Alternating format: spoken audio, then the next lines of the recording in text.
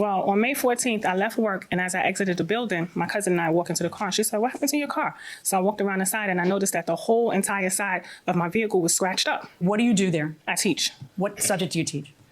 I am a special ed teacher, and I teach all subjects. Okay. And so what did you do? So I noticed that the car was scratched up. So I called upstairs to my assistant principal, and I told her, I said, my car is totally scratched up. So she came outside and she looked at the car, and then she said, okay, so we have to find out who did it because we have no idea. So I started questioning people who I know that sometimes are not in the class when they're supposed to be and things like that. Okay, these kids are how old? This was a few months ago. How old is he now? 9. Okay, go ahead. So then I questioned the little boy, and he said, Which little boy? Not him. A different boy. A different little boy. Okay. And he says that himself, Orlando, and 2 other boys were playing outside in the parking lot. And so then he said, and then they scratched up the cars. And I said, oh, okay, but I didn't tell him it was my car. So then I got Miss Phillips, the assistant principal, Miss Phillips, involved, and she questioned Orlando, and he said that he was there and that he took a rock and he scratched up the cars. Okay, so that's in a report, right? Yes. From the school? Can I see it? This is your statement. And the principal's statement. Okay, gotcha. Here I have a statement that was written by Orlando himself. Oh. And I put an asterisk on the side where he said he scratched up the cars. Orlando, how you doing? Good. Okay. I'm asking about what happened that day. Are you going to tell me the truth? Yes. Do you know the difference between telling the truth and telling a lie? Yes. If I told you I was a man, is that true? No. Okay. That's good. Yeah, that is good. Did you get in trouble at school? Yes. What did they get mad at you for? For scratching up the car? Did you scratch up the car? Tell the truth. No. Is your mom going to whoop you if she finds out you say yes? Come over here. Come over here. Is anyone else wondering why the children were unattended playing in a parking lot? I mean, he's 9. Like, you would think that they would be like, who's not in class right now? Well, I guess he's just missing. When the kids are at school, that means they are being entrusted with the teachers, meaning the teachers are responsible for the children. So if the children are not in your class and are out playing in the parking lot, whose fault is that? Definitely not the children's fault. Like, maybe he did scratch the car, okay? He does look like he's lying. He has that shit-eating grin on his face. But even so, he shouldn't have been in the parking lot to begin with. I'm going to just have a little chat with him over here, sidebar. Come over here. Not many people get to go up there. Come here. How old are you? Are you big or little for 9? Little. You're little? But you got your tie on and you look all nice? Because you came to see the judge, right? Okay, let me tell you, if there's ever a good time to tell the truth, now would be it. I just want to know the truth. Were you with the boys that scratched up the car? Yes. Did you scratch up too? No, I was holding the door for him The door to what? in the school. The door to the school? And you were holding the door for them so that what could happen? So they could run back in? Okay. Did you throw anything at her car? No. Okay. Did you tell your principal that... Did you see this, by the way? Statement he gave the principal? No. Okay. I need you to see it for 2 reasons, because I'm going to read to you what it says, and then because you have to work with him on his vocabulary. Okay? Okay. First you say that Jimmy's by the door and Thomas Yeah. was scratching the cars, and me too. And Jimmy and Tyre run around, Thomas opened the door, and Jimmy said no. And after school, we went back and we scratched the cars again.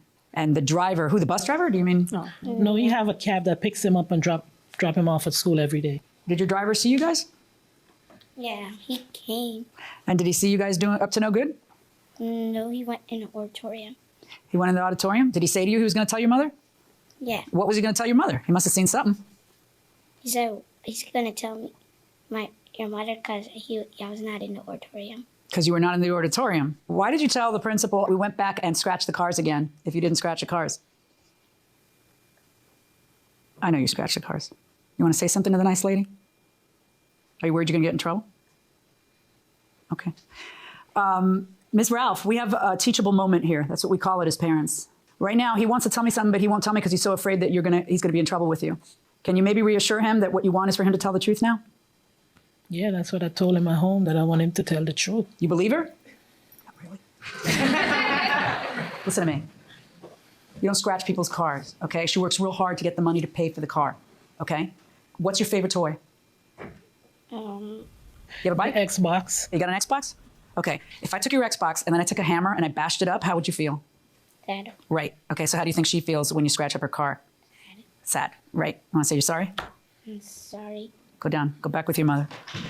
The thing is now, this is kind of interesting because you're also suing Ms. Ralph. And when people always think that the parents are always responsible for everything their child does. They're not always responsible. There's only certain circumstances. The kids at school, when this is going on, the parent is not responsible. The child, of course, is responsible, and you also have a lawsuit against the child. I'm going to enter a judgment against the child. Now, I want you to listen to me, Orlando. It's not okay, all right? It was bad. The judgment's going to be against the child.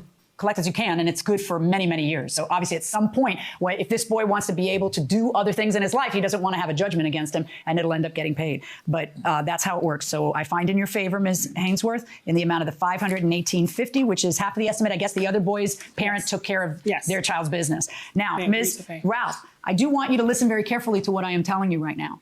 I don't think there's any doubt in my mind. No, I know there's no doubt in my mind that he was in on it, at the least, according to what he said here. Just said what came out of his mouth. I was holding the door for them. You can put your hand down. I was holding the door for them when they ran in.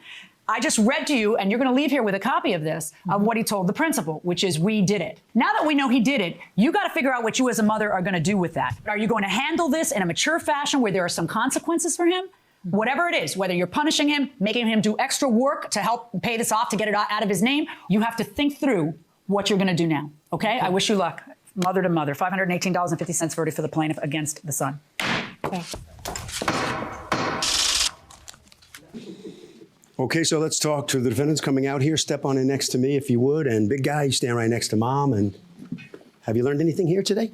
Yeah. Tell us what you've learned. That it what? Is it a good idea or a bad idea to tell the truth? Good idea. Yeah. And how about you? What do you plan to do now with him? Yeah, I'm going to punish him. But you're going to use it as a teaching moment as the judge advises? Yeah. Right? Okay, you proud of him for telling the truth? Yeah. Oh, boy. Okay, good job. Okay, right down this way. Step on in here and... All right, you watched that whole thing go on. What was going through your mind as you watched that? Well, I was just thinking that she know that he lied, and he admitted it in front of her that he did it, and she still has got him coming into court lying. It's not good for him.